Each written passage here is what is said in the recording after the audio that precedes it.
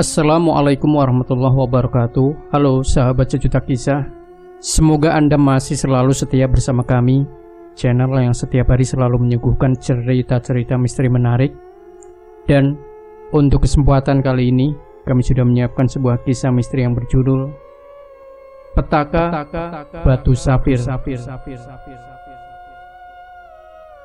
Namaku Bayu. Kejadian ini aku alami antara tahun 2011-2012. Aku adalah seorang kepala keluarga yang gagal memberikan kehidupan yang layak bagi keluargaku.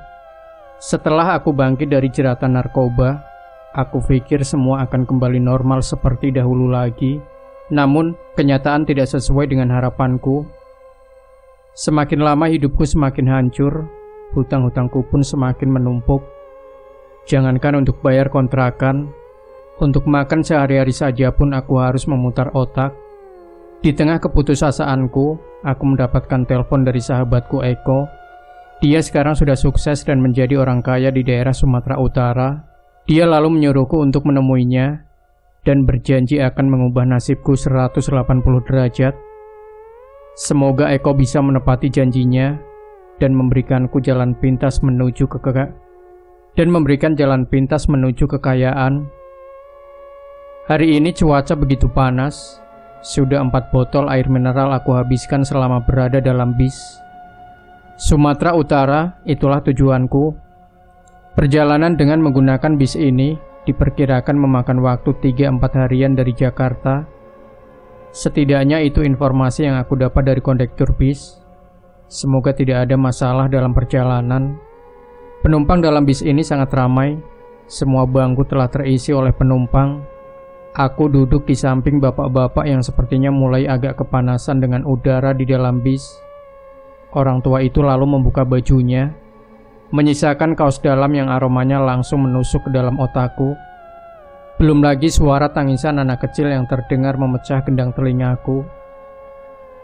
Sebaiknya aku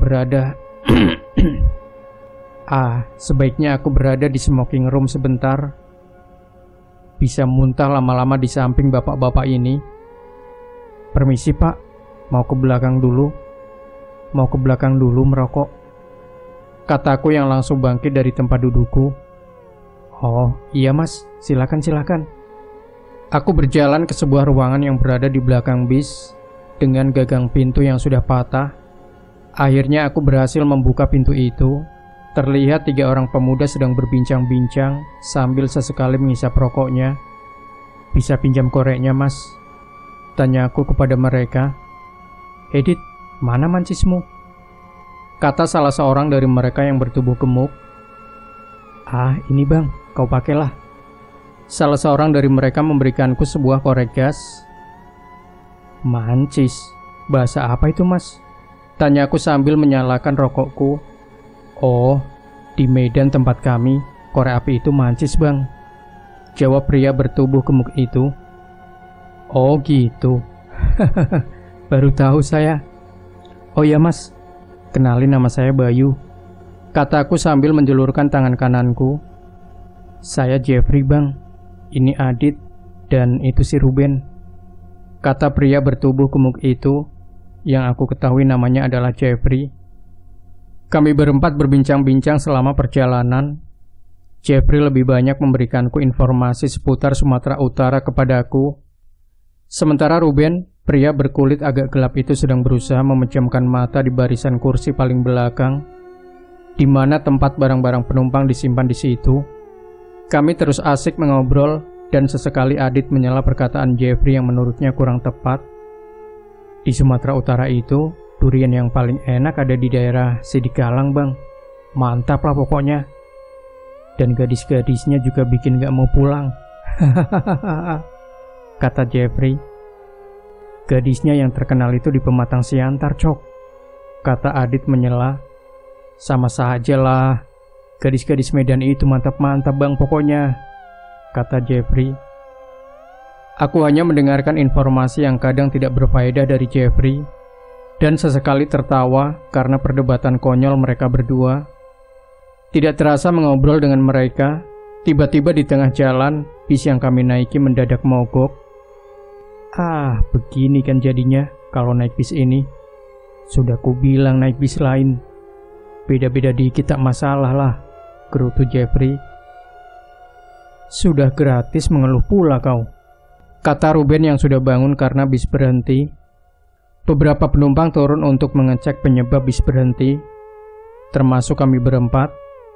Karena kondisi sudah malam dan bis kami mogok di jalan yang kurang pencahayaan, Adit menyalakan senter HP-nya, Nokia 1280, yang saat itu masih populer di zamannya. Terlihat sopir dan kondektur bekerja sama mengotak-atik mesin mobil. Aku dan yang lain menunggu di pinggir jalan. Karena rokokku sudah habis, terpaksa aku meminta rokok si Jeffrey untuk menghilangkan rasa jenuhku karena menunggu bis bisa hidup lagi. Setelah agak lama menunggu, akhirnya mesin bis kembali hidup. Kami semua naik ke dalam bis. Aku kembali duduk di samping bapak-bapak yang bau badannya sangat menyengat. Bukan pusing karena perjalanan jauh, malah mabuk karena bau badan dia. Sial. Singkat cerita, setelah 3 hari dalam perjalanan dan beberapa kali berhenti di tempat istirahat, bis kami sampai di kota Medan.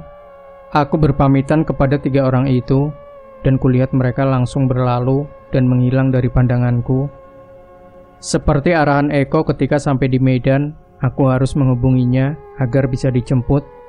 Maka aku segera menelpon dia. "Halo sob, aku udah di Medan nih," kataku. "Oh, oke. Kamu tunggu aja di situ ya. Makan-makan aja dulu sambil nungguin aku," kata Eko. "Oke deh, aku tunggu ya," kataku. Aku lalu pergi ke warung makan Padang yang ada di pool bis itu dan langsung memesan nasi beserta lauk pauknya. Selesai makan, aku kembali menyalakan rokokku dan teringat wajah istri dan anakku. Apa kabarnya mereka di sana? Jika aku mau telepon, maka aku harus menelpon kakak iparku. Karena istriku tidak memegang HP, sedangkan kakak iparku sekarang sangat membenciku. Sabar ya sayang, aku pasti pulang membawa hasil dan akan aku bungkam mulut mereka yang sudah menghina kita. Ketika asik merokok, aku melihat sebuah mobil berhenti tepat di rumah makan ini dan seorang pria turun dengan mengenakan kemeja lengan panjang yang dilipat.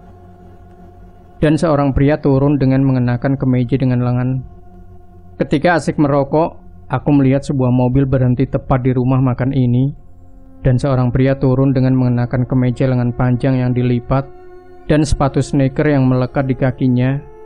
Pemuda yang berambut agak ikal dengan lesung pipit ini adalah Eko, sahabatku. "Eko," kataku. "Gimana kabar kamu, Bay?" "Wih, makin keren aja kamu sob," kataku yang tidak memperdulikan pertanyaannya. "Bisa aja kamu. Kamu udah makan?" tanya Eko. "Udah, baru aja selesai," jawabku. "Udah bayar belum?" tanyanya. "Belum. Emang mau langsung jalan?" "Berapa dah?" kata Eko kepada pelayan rumah makan itu. "Semua 35.000, kata pelayan itu. "Ini, ambil saja kembaliannya," kata Eko yang memberikan uang 50.000 kepada pelayan itu. "Gak usah sob, pakai uang aku aja nih," kataku. "Udah, ayo langsung jalan. Udah mau malam juga ini," kata Eko. Sepanjang perjalanan kami terus membicarakan masa remaja kami. Eko adalah teman sekelasku waktu SMA.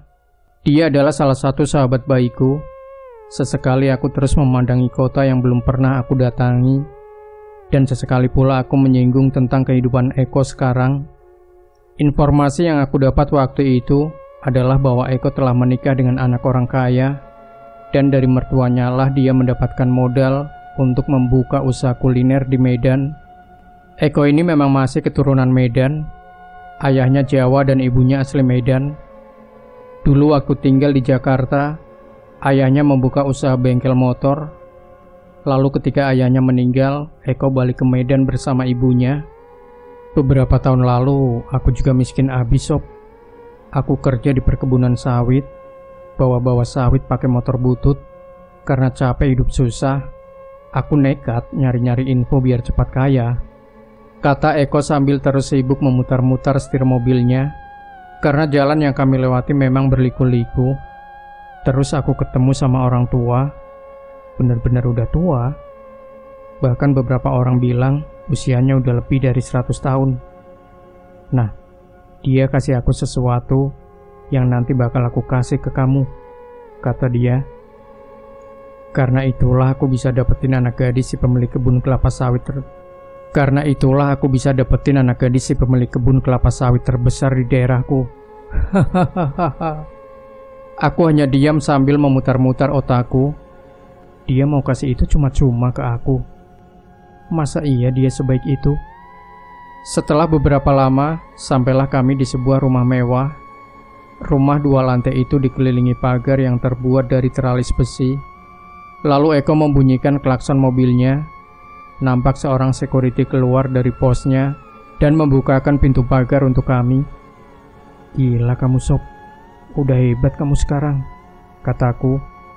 Eko hanya tersenyum dan mengangkat sebelah tangannya kepada security itu, lalu memasukkan mobilnya ke garasi. Kami berdua turun dari mobil dan Eko melangkahkan kakinya masuk ke dalam rumah itu. Aku mengikuti dia dari belakang, sambil terus mengagumi rumah beserta perabotan-perabotan mahal yang menghiasi rumah ini. Mau minum apa kamu, Bay? Tanya Eko. Apa aja lah, jawabku yang langsung duduk di atas sofa empuk di ruang tamu. Eko lalu membawakan 2 botol minuman dingin yang ditaruh di atas meja. Kami lalu mengobrol panjang lebar malam itu.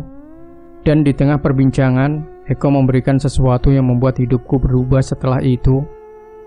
Nah, ini bakal aku kasih ke kamu. Kalau kamu gak kaya, kamu boleh hina-hina aku. Lalu Eko melepaskan sebuah cincin yang melingkar di jari manis tangan kanannya. Batu cincin itu begitu indah, biru dan sangat berkilau. Ringnya terbuat dari perak dan dihiasi motif yang sangat serasi dengan keindahan si batu. Lalu Eko melepaskan cincin itu dan memberikannya kepadaku. Pakai nih, tenang aja Sob, kata Eko. Aku lalu memakai cincin itu dan terasa seluruh badanku hangat seketika. Ring cincin ini agak panas saat pertama kali aku pakai. Awalnya aku juga gitu. Pakai aja terus, ntar juga biasa lama-lama, kata Eko. Suasana di rumah Eko sangat sunyi. Walaupun rumah ini besar dan mewah, namun aku tidak melihat istri dan anaknya. Di tengah perbincangan kami, terdengar suara mobil memasuki garasi rumah Eko. Tidak berapa lama nampak seorang wanita cantik dengan rambut sebahu dan memiliki kulit yang putih bersih. Lalu wanita itu menyapa kami. Pah, ini kawan kamu itu ya? Perempuan itu menghampiri kami. Iya mah, kenalin ini, Bayu, kata Eko. Aku lalu berdiri dari dudukku dan menjulurkan tangan kananku. Bayu, kataku. Mita, jawab wanita itu ramah. Pah, aku langsung ke kamar ya, lelah banget. Oh ya, aku gak sempet masak, jadi aku beli makan di jalan buat kamu, kata perempuan itu sambil menaruh 1 bungkusan di atas meja makan. Iya mah, kamu istirahat aja duluan, kata Eko. Nampak wanita itu memasuki kamar, lalu menutup pintunya lagi. Hebat bener cara istri kamu Sob, kataku. Hahaha, bisa aja kamu, kata Eko. Ngomong-ngomong, anak kamu mana? Tanyaku kepada Eko. Anakku meninggal Sob, sakit kayaknya, kata Eko santai tanpa memperlihatkan rasa sedih sama sekali. Oh ya bro, malam ini kamu istirahat aja.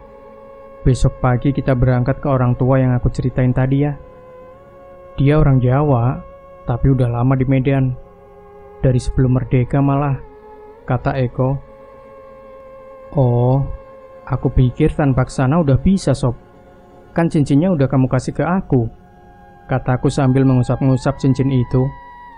Belum Sob, nanti bakal ada ikatan kontrak antara kamu sama penunggu nih cincin.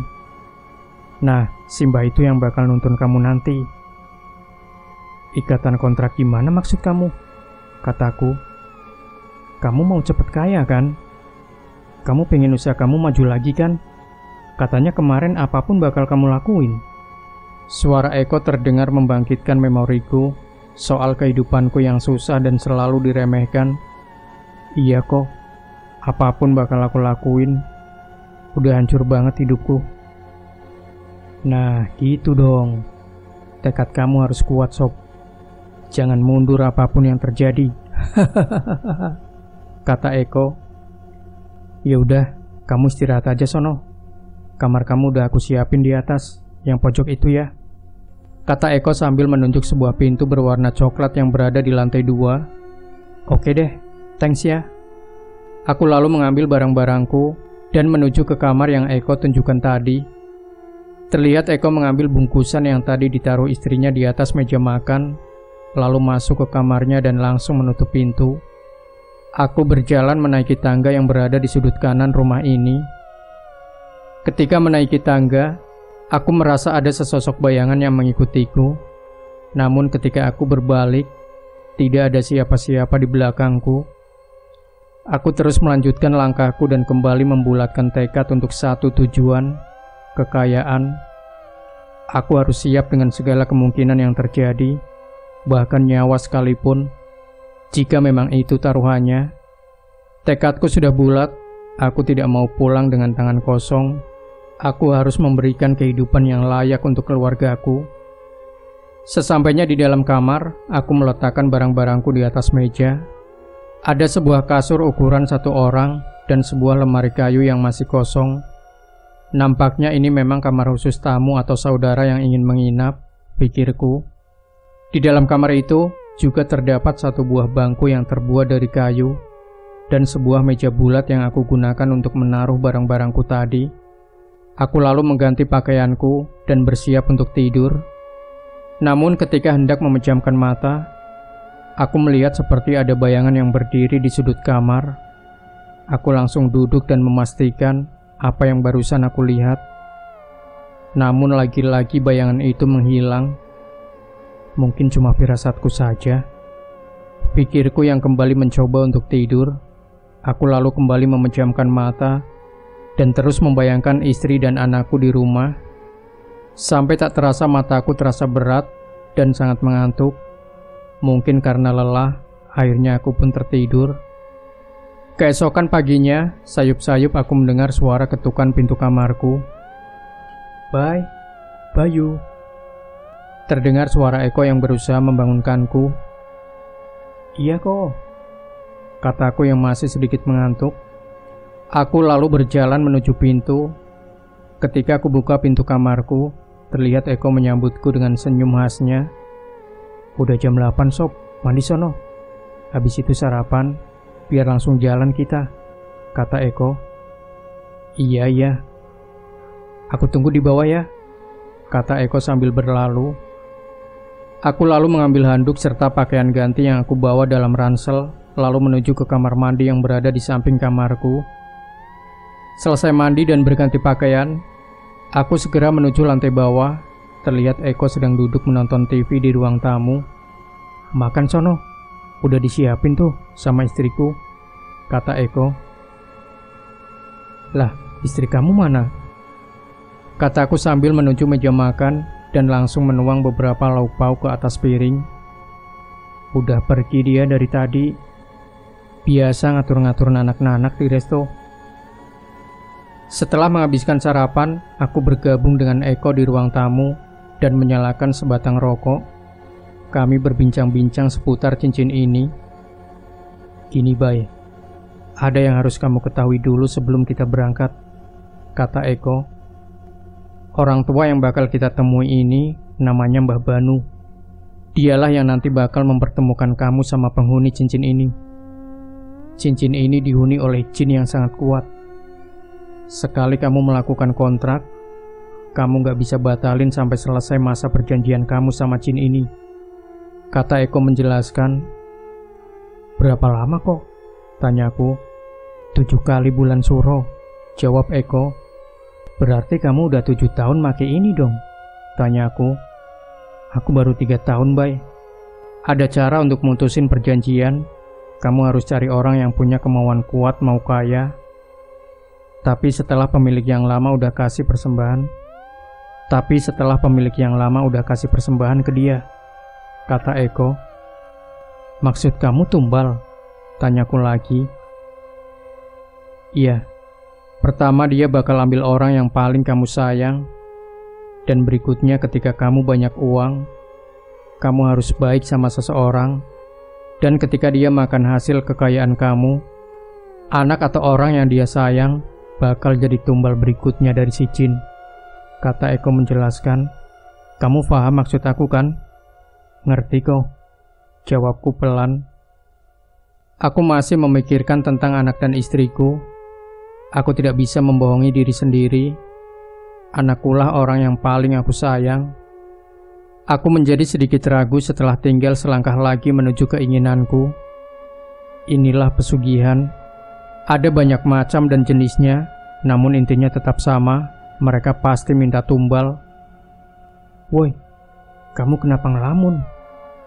Kamu mau mundur, Bay? Suara Eko terdengar agak sedikit marah. Enggak lah, ngapain aku jauh-jauh sampai sini kalau ujung-ujungnya aku mundur? Kataku yang berusaha menguatkan tekadku lagi. Ya udah, ayolah kita berangkat, kata Eko yang langsung menuju garasi. Aku mengikuti dia dari belakang sambil sesekali melirik ke arah cincin yang aku kenakan. Setelah kami berada di dalam mobil, terlihat security sibuk membukakan pintu gerbang yang besarnya 2 kali tinggi badanku. Perjalanan kali ini agak memakan waktu. Setelah melalui beberapa perkebunan sawit dan perbukitan, akhirnya kami memasuki jalan perkampungan. Aku pikir rumah Mbah Banu berada di antara perkampungan ini. Ternyata mobil kami masih terus melaju melewati satu perkebunan karet lagi. Udah deket nih, Bay, kata Eko. Kami tiba di salah satu rumah yang terbuat dari anyaman bambu. Di sekeliling rumah itu masih terdapat pohon-pohon besar. Aku melihat seorang kakek-kakek yang sudah sangat tua sekali. Badannya agak kecil karena termakan usia dan mengenakan sebuah tongkat sebagai penyangga tubuhnya yang sudah lemah. Pria tua itu duduk bersama seorang nenek yang aku yakin adalah istrinya. Lalu Eko turun dan menghampiri mereka berdua. Aku terus mengikuti Eko dari belakang. Mbah, ini saya Eko. Dan ini kawan saya Bayu, kata Eko. Iya, Mbah ingat kamu. Dan ini belum 7 tahun kan semenjak kamu datang, kata lelaki tua itu. Aku melihat nenek yang duduk di samping Mbah Banu ini terus memperhatikanku dengan serius. Iya Mbah, makanya saya ajak kawan saya untuk... Belum selesai Eko bicara, lelaki tua ini memotong. Cukup, Mbah sudah ngerti mau kalian. Duduk. Lelaki tua ini menyuruh kami duduk. Di samping mereka terdapat bangku yang terbuat dari batang kayu yang susun. Lalu aku dan Eko duduk dan menunggu kata-kata yang akan diucapkan dari mulut Mbah Banu. Nenek itu bangun dan masuk ke dalam rumah. Aku terus memandangi sekeliling rumah ini. Sebuah rumah yang berada di antara pohon-pohon besar. Posisi rumah ini berada di atas tanah yang agak tinggi. Di sebelah kanan rumah terdapat sebuah kolam yang airnya agak keruh. Tidak berapa lama si nenek keluar dan membawa beberapa gelas berisi minuman. Diminum dulu, kata Mbah Banu. Kami langsung mengambil sebuah gelas dan meminumnya. Walaupun saat itu aku tidak begitu haus, namun untuk menjaga perasaan Simbah, aku pun meminumnya. Siapa namamu tadi? Tanya Mbah Banu sambil menunjuk ke arahku. Saya Bayu, Mbah, kataku sambil menundukkan kepala. Sudah tahu semua resikonya? Sudah, Mbah. Saya siap dengan segala resikonya, kataku yang sebenarnya masih teringat wajah anakku. Nanti malam kita akan mulai dan kamu juga harus ikut untuk melepas perjanjianmu, kata Mbah Banu yang sekarang ucapannya mengarah ke Eko. Dalam, Mbah, kata Eko yang menggunakan logat Jawa halusnya. Waktu berjalan begitu lambat, kami berbincang-bincang dengan Mbah Banu. Di tengah perbincangan, Mbah Banu lalu pergi. Beliau pergi untuk menyiapkan beberapa syarat yang harus ada ketika ritual nanti. Sebelum pergi, Mbah Banu sempat berpesan agar jangan sekali-kali masuk ke dalam hutan apapun yang terjadi. Lalu Mbah Banu pergi bersama si nenek. Tinggallah aku dan Eko di rumah ini. Eko lalu membaringkan tubuhnya di atas balai bambu yang ada di samping kolam. Dan setelah beberapa lama, akhirnya dia tertidur. Sementara aku masih asik menikmati keindahan batu cincin yang baru saja aku terima dari Eko kemarin. Ketika sedang memutar-mutar cincin, aku melihat dengan jelas seorang anak kecil di seberang kolam. Ia memberikan senyum dan menunjuk ke arah hutan. Anak kecil yang aku lihat ini seperti anak normal pada umumnya. Tidak ada keanehan dalam benakku saat itu. Dia lalu berjalan dan menoleh ke arahku sambil kembali menunjuk ke arah hutan. Tanpa sadar, kakiku berjalan mengikuti langkah kaki anak kecil tersebut. Setelah berada agak jauh dari tempat semula, anak kecil itu menoleh kembali ke arahku. Lalu terlihatlah wajah aslinya yang menyeramkan. Matanya merah dan melotot ke arahku. Dia tertawa keras sekali sampai terlihat gigi-giginya yang berwarna hitam. Aku sangat ketakutan saat itu. Aku lalu membalikkan badanku dan berlari sekuat tenaga. Sampai di rumah Mbah Banu, aku masih melihat Eko yang sedang tertidur. Kemudian tanpa menunggu lama aku langsung membangunkan Eko untuk menceritakan apa yang aku lihat. Aku menggoncang-goncangkan tubuh Eko yang saat itu posisi tidurnya membelakangiku. Ketika badan Eko terbalik, betapa terkejutnya aku karena wajah Eko seperti bangkai mayat yang sudah lama membusuk. Terlihat belatung yang berjalan di antara luka-luka di wajah itu. Kedua matanya bolong dan hanya menyisakan darah yang mengalir dari lubang matanya. Aku lalu pingsan dan tidak sadarkan diri sampai Mbah Banu membangunkanku. "Woi Bay, kamu kenapa tadi?" kata Eko yang sudah duduk di sampingku. Sekarang aku sedang berbaring di dalam sebuah rumah. Kondisi rumah ini agak terawat sebenarnya, namun karena bangunan ini terbuat dari anyaman bambu dan letaknya dikelilingi pohon-pohon besar, tetap saja terlihat angker menurutku. Aku lalu mencoba untuk duduk dan mulai menceritakan semuanya ke mereka. Sudah Mbah bilang untuk jangan memasuki hutan. Kamu bandel juga, kata Mbah Banu. Aku tidak menjawab dan terus memegang kepalaku yang masih agak pusing. Mbah Banu lalu membawa sebuah tampah yang di atasnya sudah ada bunga-bunga segar dan seekor ayam hitam yang sudah dalam kondisi mati. Si nenek berjalan mengikuti langkah Mbah Banu sambil membawa gerabah yang sudah mengeluarkan asap berbau kemenyan. Sebentar lagi kita akan mulai memanggil dia, kata Mbah Banu. Seketika aku sadar bahwa hari sudah malam. Sudah berapa lama aku pingsan? Kataku dalam hati. Aku lalu melihat sekeliling. Terlihat dari balik jendela langit sudah gelap. Dan di dalam rumah sudah ada beberapa buah lentera yang menggantung di beberapa bagian dinding rumah. Yang itu tolong dimatikan ya, Nek, kata Mbah Banu sambil menunjuk sebuah lentera yang menggantung tepat di belakang Eko.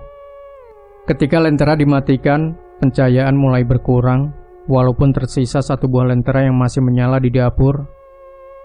Kami berempat lalu duduk di setiap sudut ruangan yang aku perkirakan ukurannya 3x3 meteran, mengelilingi tampah yang berada di tengah-tengah ruangan.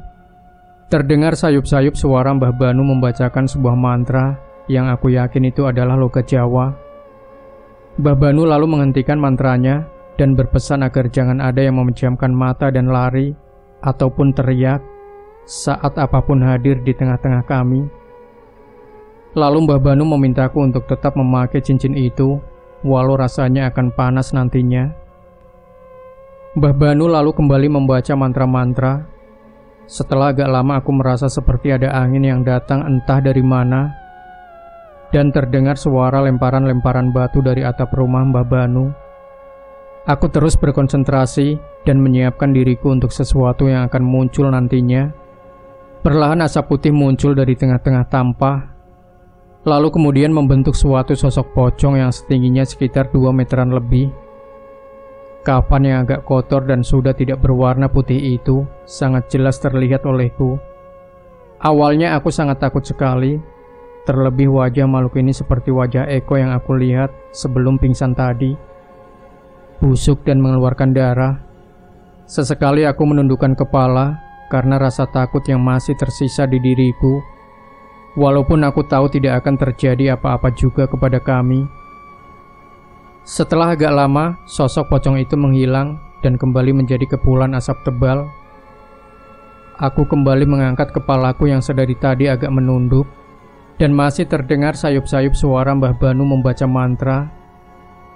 Tidak berapa lama, kembali aku merasakan dingin yang datang, tapi kali ini udaranya agak hangat. Kemudian muncullah satu sosok hitam berbadan besar. Makhluk ini memiliki rambut yang panjang dan kuku-kuku yang panjang. Dia mendekatkan wajahnya ke wajahku. Bukan main takutnya aku saat itu. Aku kembali terus mengingat tujuanku datang ke sini. Aku mau cepat kaya. Aku mau cepat kaya. Hembusan nafasnya seakan mengeluarkan bau busuk yang hampir membuatku muntah. Lalu tiba-tiba cincin di jariku terasa panas sekali, seakan-akan membuat jariku terbakar. Aku berusaha memberanikan diri untuk tidak memejamkan mata. Aku melihat ke arah cincin yang aku kenakan ini. Cincin ini mengeluarkan asap putih kehitaman. Lalu perlahan makhluk itu menghilang dan suasana kembali normal. Mbah Banu menghentikan mantranya dan terlihat samar-samar nenek bangun dari duduknya dan kembali menyalakan lentera yang tadi padam. Nah, sahabat sejuta kisah, apa yang akan terjadi selanjutnya pada diri Eko dan Bayu? Pastikan Anda tidak melewatkan bagian kedua dari cerita ini. Dan jangan lupa berikan komentar Anda, like, share video ini, subscribe channel Sejuta Kisah. Nantikan kembali cerita-cerita misteri terbaru dari kami. Wassalamualaikum warahmatullahi wabarakatuh.